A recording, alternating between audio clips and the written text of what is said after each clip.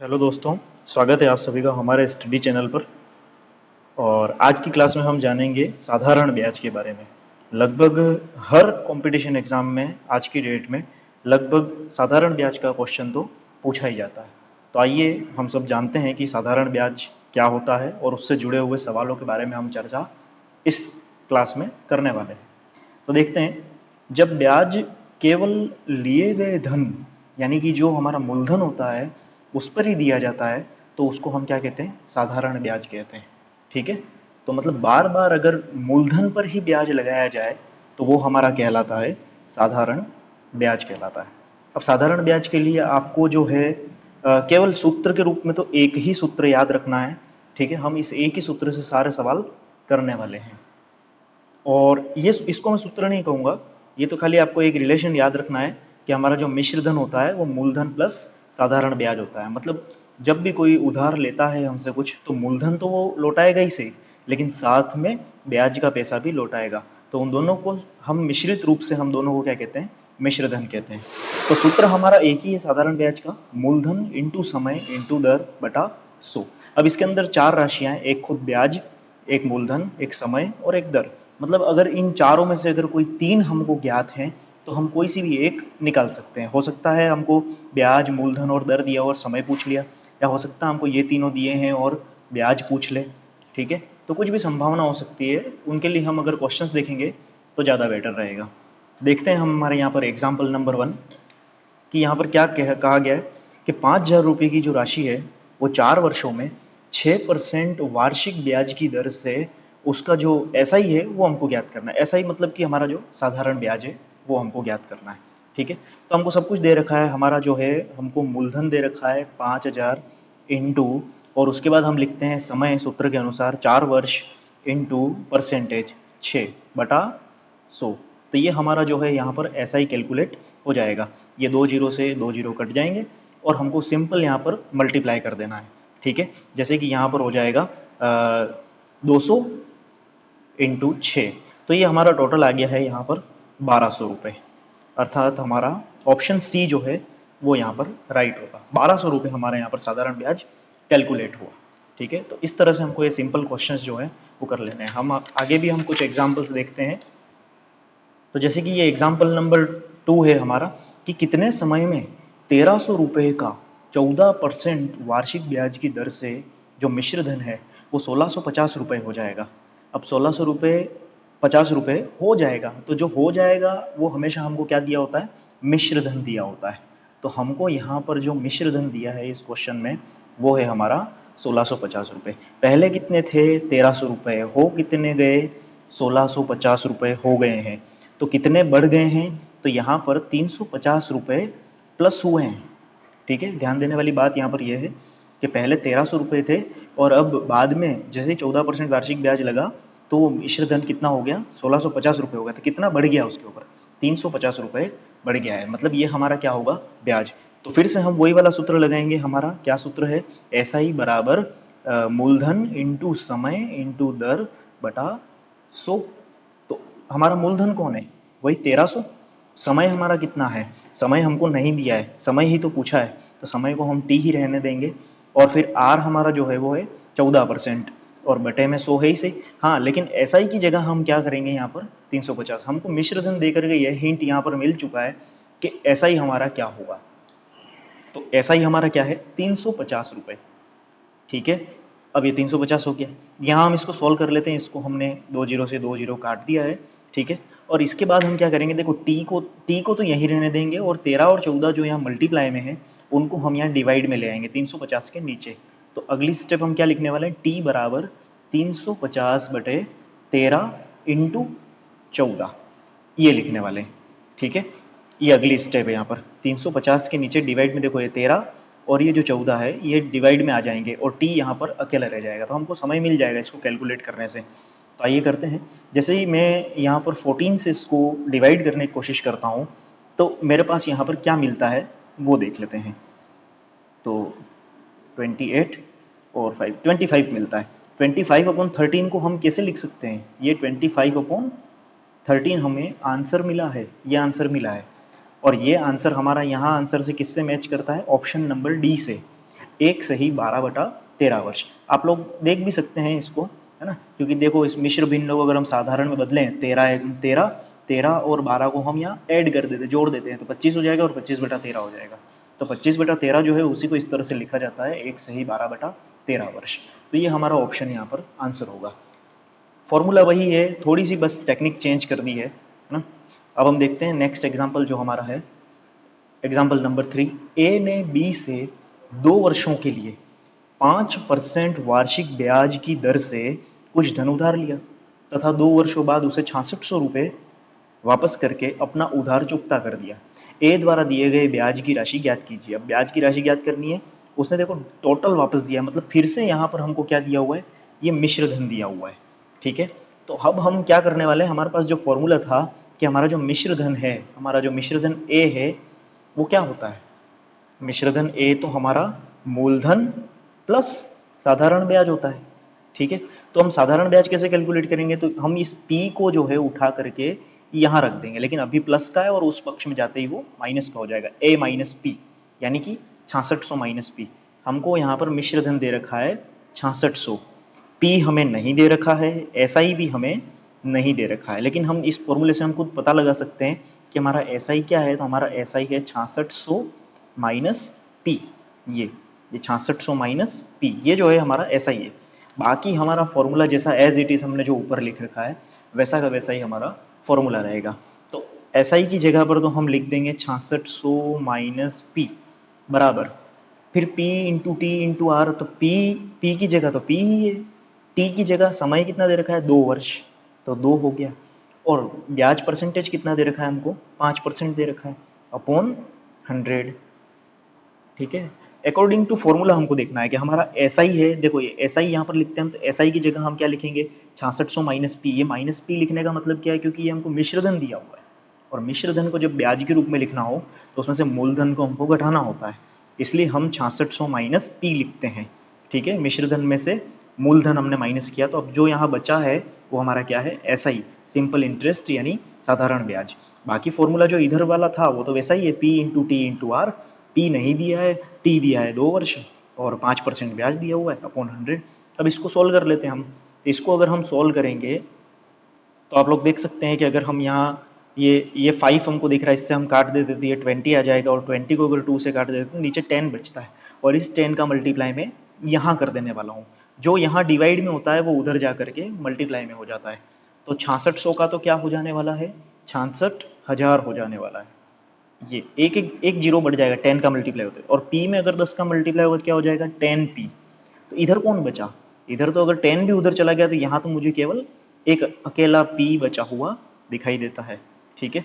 अब इसके आगे की स्टेप अगर हम देखें तो आप देख सकते हैं कि ये माइनस का जो 10P है इसको हम इधर भेज देंगे, तो माइनस का 10P जो है वो इधर आकर के इस P में जुड़ जाएगा, तो कितने P हो जाएंगे, P और 10P कितने P 11P, 11P इधर बचेंगे हमारे पास। तो क्या बचने वाला है 66,000 बराबर 11P। ये कहाँ से आया, क्योंकि माइनस का 10P जो है वो इधर चला गया तो प्लस 10P हो जाएगा, और होने के कारण 1P और 10P कितने P हो गए 11P हो गए इस साइड। अब हम क्या करेंगे 11 मल्टीप्लाई में है P के साथ, तो 11 का हम क्या कर देंगे डिवाइड कर देंगे और P अकेला रह जाएगा, तो 66,000 डिवाइड बाय 11, ठीक है।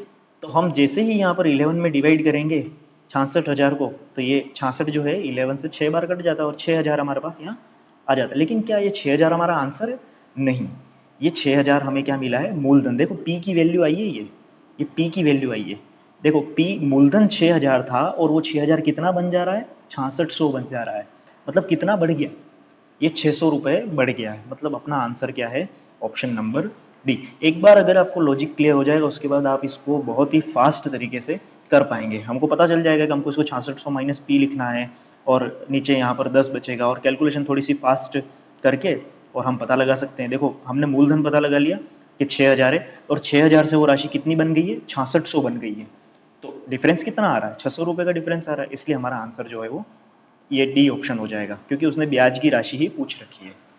अब हम आगे भी कुछ क्वेश्चंस देखते हैं, 4-5 क्वेश्चंस हम देखेंगे इससे रिलेटेड, ताकि और भी कंसेप्ट जो है वो क्लियर हो जाए। तो इसके बाद हम देखते हैं क्वेश्चन नंबर, कितने प्रतिशत वार्षिक दर से, ये जो ऐसा दिया हुआ है कितने प्रतिशत वार्षिक ब्याज की दर से कोई धनराशि जो है 16 वर्षों में स्वयं की 2 गुनी हो जाएगी।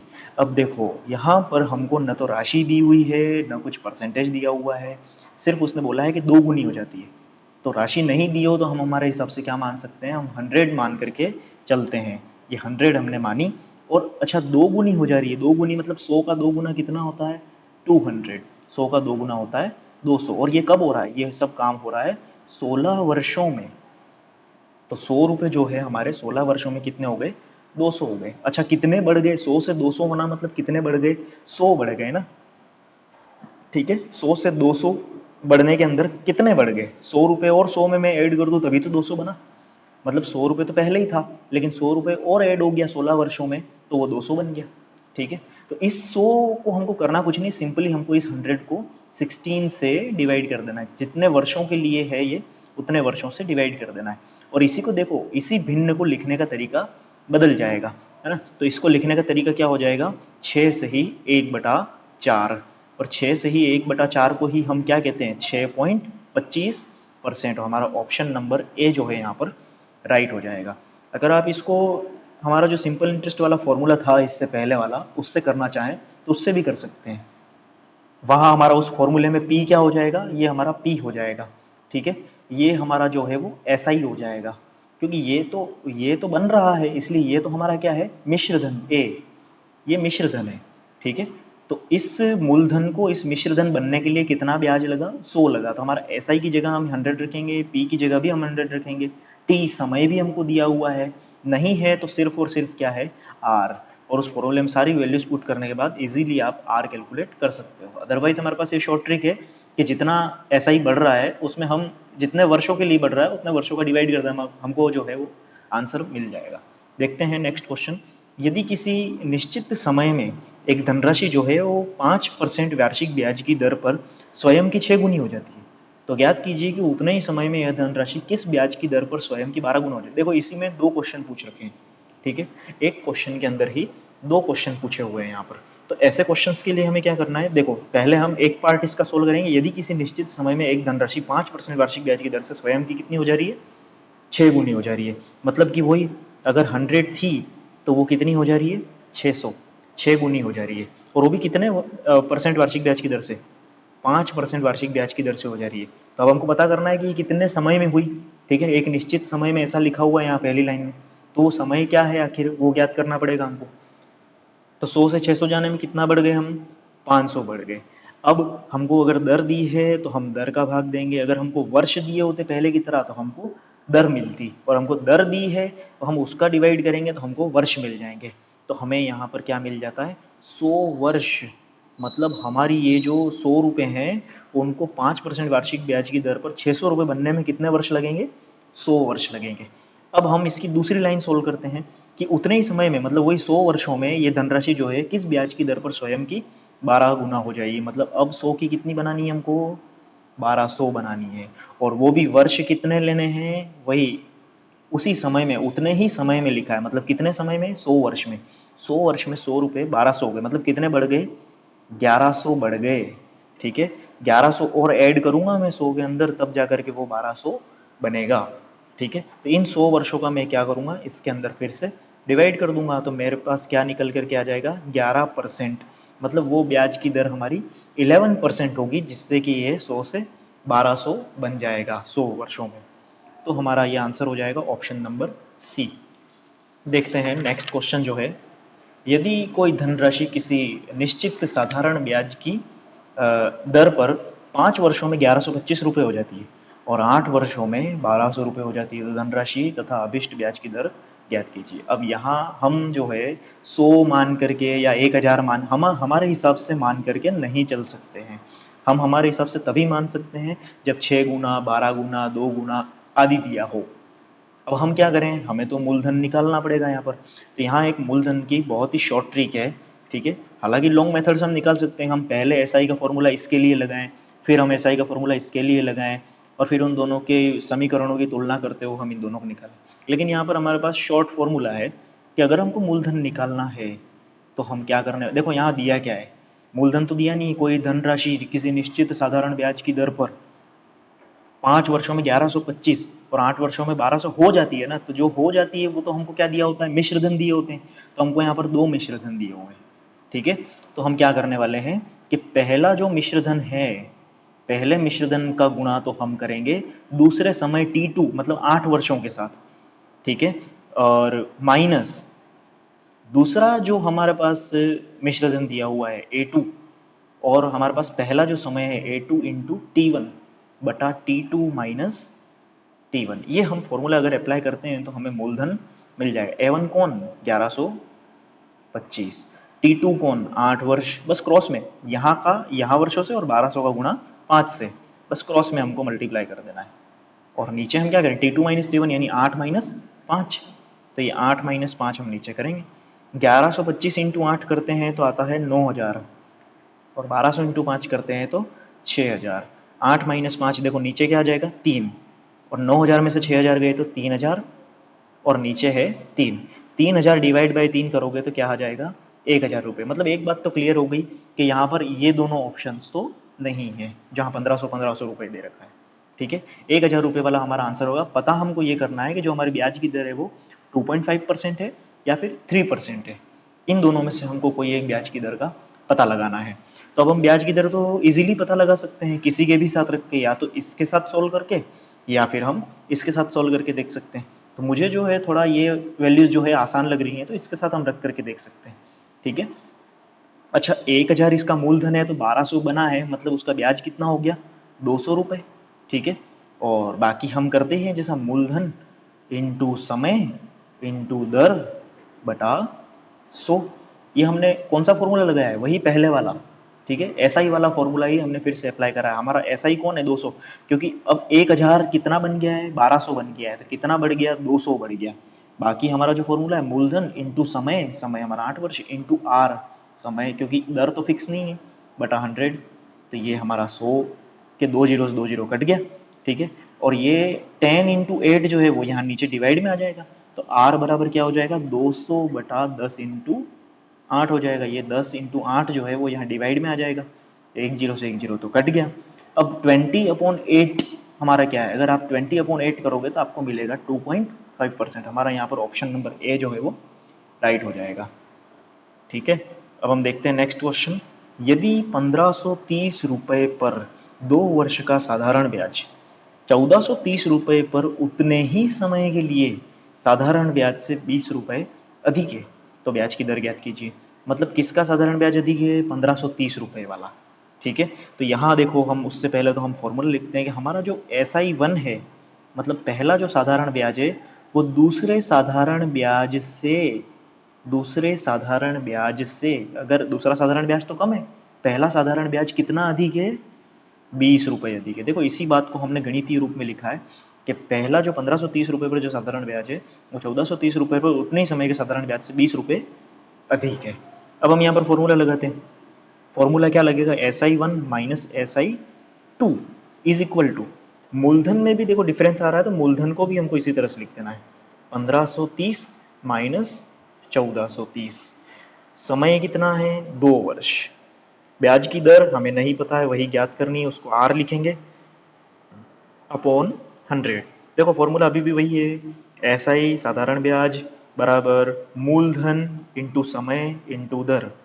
लेकिन जो हमको 2 बार दिया होता है हम उनका अंतर लेकर के चलते हैं, डिफरेंस लेकर के चलते हैं। तो यहाँ साधारण ब्याज भी 2 आने वाले हैं और मूलधन भी ऑलरेडी 2 दे चुके हैं। तो ये अंतर मुझे दिख रहा है 100 का इंटू 2 इंटू आर अपॉन 100। और यहाँ क्या है, ये तो हमने पहले ही देख लिया है कि 20 रुपीज़ अधिक है, 20 रुपीज़ का हमको डिफरेंस दे रखा है, तो यहाँ पर आ जाएगा 20।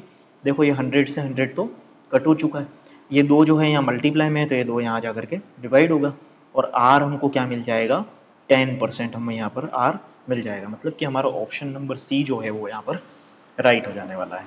नेक्स्ट हम क्वेश्चन देखते हैं कि 1750 रुपये की जो राशि है उसको 2 भागों में इस प्रकार विभाजित की जाती है कि पहले भाग पर 8% की दर से वार्षिक साधारण ब्याज और दूसरे भाग पर 6% की दर से वार्षिक साधारण ब्याज जो है वो बराबर है।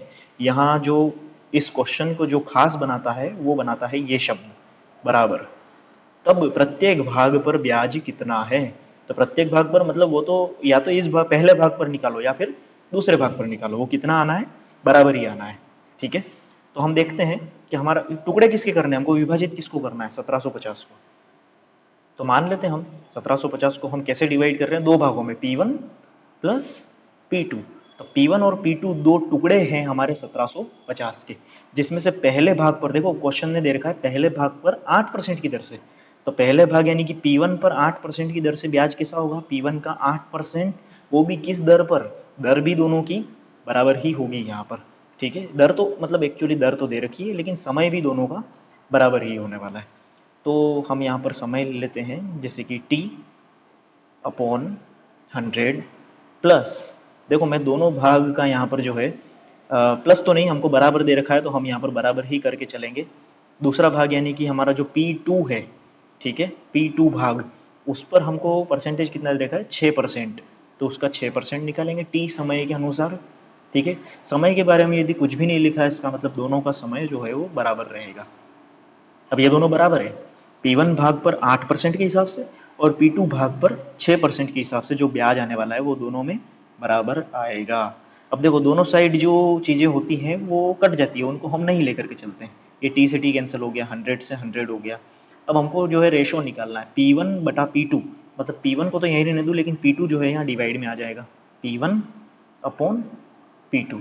ठीक है, P1 तो यहीं था लेकिन P2 यहाँ मल्टीप्लाई में तो कहाँ आ जाएगा, नीचे डिवाइड में। उसी तरह से ये जो 8 यहाँ पर लिखा हुआ है, ये 8 यहाँ मल्टीप्लाई में, वहाँ जा करके 8 जो है वो डिवाइड में आ जाएगा, 6 तो पहले से वहाँ पर है। ठीक है, ये 6 तो पहले से यहाँ पर है लेकिन ये 8 अगर यहाँ जाएगा तो डिवाइड में जाएगा, अपॉन 8। ये कट सकता है, ये दो के टेबल से हम काट सकते हैं और ये आ जाएगा 3/4 P1 अपॉन P2। अच्छा, इस 3/4 को हम क्या लिख सकते हैं, 3/4 भी लिख सकते हैं। मतलब ये जो 1750 हमारा जो डिवाइड होना है उसका हमारा रेशो क्या मिल, कई बार तो ऑप्शन में हमको ये रेशो भी, ये अनुपात भी पूछ लिया जाता है, कितने अनुपात में विभाजित होंगे, तो ये 3/4 में विभाजित, लेकिन हमको यहाँ पर पूछा है कि प्रत्येक भाग पर ब्याज कितना है, तो हमें वो P1 भाग निकालना पड़ेगा। तो P1 भाग हम कैसे निकालेंगे, देखो 1750, अच्छा इस तीसरे नंबर के भाग, जो 3 भाग हो रहे हैं उस पर तो 8% का ब्याज लग रहा है। ठीक है, और जो P2 भाग है उस पर जो 4 हिस्सा आ रहे हैं वो उस पर लगेगा 6% का ब्याज। तो हम यहाँ पर निकाल लेंगे कि हमारा जो 3 भाग है यानी 3 और टोटल कितना हो रहा है, 3 और 4 कितने हो रहे हैं, 7। मतलब इसको कैसे पढ़ा जाएगा, 7 में से 3 टुकड़े, ये 3 और 4 को आप जोड़ेंगे 7 आएगा। तो 7 में से हमको कौन से चाहिए, 3 टुकड़े, वो भी किस में से, 1750 के। 1750 को 3/4 में इस तरह से डिवाइड किया जाएगा।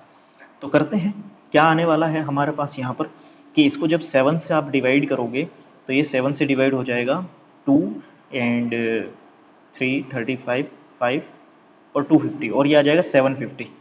750 जो है वो हमारा कौन सा टुकड़ा आ गया, P1, ये हमारा P1 है। और इस P1 पर लगने वाला ब्याज जो है हम कैलकुलेट कर लें तो हमको दूसरे भाग पर ब्याज कैलकुलेट करने की जरूरत नहीं पड़ेगी क्योंकि दोनों भागों पर ब्याज तो बराबर है। ठीक है, तो एक का ही कैलकुलेट करके चलेंगे हम। तो 750 रुपये पर हम अगर ब्याज कैलकुलेट करेंगे, 750 पर कितना ब्याज लग रहा है, पहले भाग पर 8% का ब्याज लग रहा है, तो 8% का ब्याज लग रहा है। ठीक है, तो हम ये कैलकुलेट करके चलेंगे और वो भी वार्षिक साधारण ब्याज, इसलिए वो तो पहला ही है, मतलब टी को हम 1 भी मान सकते हैं क्योंकि कुछ भी नहीं दिया है, वार्षिक साधारण ब्याज हमारा 1 है अपॉन 100। तो ये कितना आ जाने वाला है, हम अगर इसको कैलकुलेट करेंगे तो ये हमारे पास 75 इंटू 8 करके अपॉन 10, मतलब कि ये 600 अपॉन 10 आएगा। तो मतलब ये 60 रुपीज़ जो है वो हमारा ब्याज हो जाएगा। मतलब हमारा जो ऑप्शन ए है वो हमारा यहाँ पर करेक्ट होने वाला है। ठीक है, तो अब हम मिलेंगे नेक्स्ट क्लास में, और भी जितने भी क्वेश्चंस होंगे इससे जो टफ लेवल के जो क्वेश्चंस होंगे साधारण ब्याज पर, उनको भी हम हल करने की कोशिश करेंगे। ठीक है, और अगर आपको वीडियो जो है और क्लास अच्छी लगी हो, आपको यदि समझ में आया हो कुछ, तो आप इसको लाइक एंड सब्सक्राइब ज़रूर करें।